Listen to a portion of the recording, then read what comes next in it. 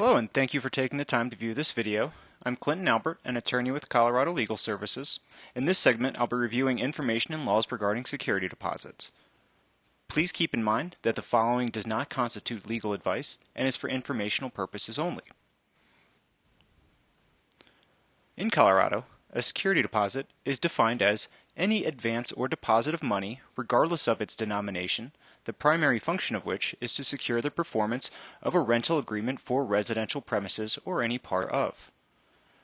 Prior to moving into a new residence, most leases require a security deposit be paid by the tenant. The best practice for tenants is to obtain a receipt for the security deposit and keep that receipt in a secure place. It would be best to keep that with your lease itself. Now, keep in mind that the security deposit is not the landlord's property. It is money that's being held just to make sure that the tenant follows through with the obligations as set forth in the lease. For landlords, the best practice with security deposits is to keep that deposit in a separate account so there is no premature withdrawal. Now, typically, after a tenancy has ended and the tenant has moved out of the residence, that's when security deposit disputes will arise. By law, landlords have 30 days after a tenancy has ended to return the tenant's security deposit. Now, that can be either by lease termination or by surrender and acceptance of the premises by the landlords. The landlord has to return the full security deposit within that 30-day period, or a written statement explaining the exact reasons the full amount is not being returned along with any remaining amount. That 30-day period can be extended up to 60 days if it is written into the lease. And there's the statute for that authority. Now, landlords cannot keep a tenant's security deposit for no reason. Tenants must provide a forwarding address to the landlord, and the withholding must be for a reason recognized by the law. Now, a landlord can withhold for the security deposit for damage beyond normal wear and tear.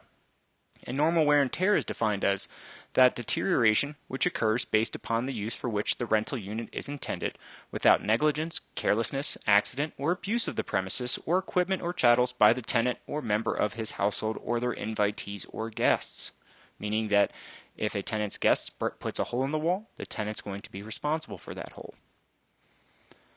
Other reasons that a landlord can keep a security deposit include the non-payment of rent, the abandonment of the premises by the tenant, the non-payment of utilities, and or for repair work or cleaning work that was contracted for by the tenant. Landlords are only required to send the security deposit and or the letter to tenants who have provided a forwarding address. A landlord has no obligation to find a tenant who has not left a forwarding address. As a tenant, if you want to dispute your landlord's withholding of your security deposit, you must first give your landlord a written notice. This notice is a 7-day notice of your intention to start legal proceedings and to recover your security deposit. Make sure you keep a copy of this letter for your own records. If you are disputing certain reasons for the withholding, it would be the best practice to include those reasons why you are disputing the withholding. Providing photographs to support this dispute would be a good practice, or any other documentation to support your dispute. If the landlord returns your full security deposit to the tenant within 7 days, then the tenant will not have any grounds to contest the withholding because there will be no withholding.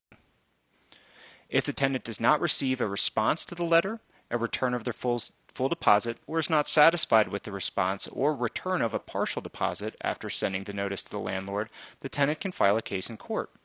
A tenant can seek treble damages, which is 3 times the amount, for a wrongfully withheld security deposit if the case is filed within 1 year of the wrongful withholding of the security deposit.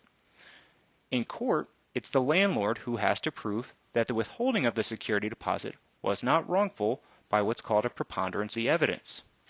Now, it's my opinion that the best practices when moving out of a residence for both the landlord and the tenant is to conduct a walkthrough with both parties to inspect for any damage. I think this step should be taken at both the beginning and the end of the tenancy. Use photographs to document the residence, use checklists, and conduct a walkthrough if you're able to. This extra effort may help avoid or resolve disputes after a tenancy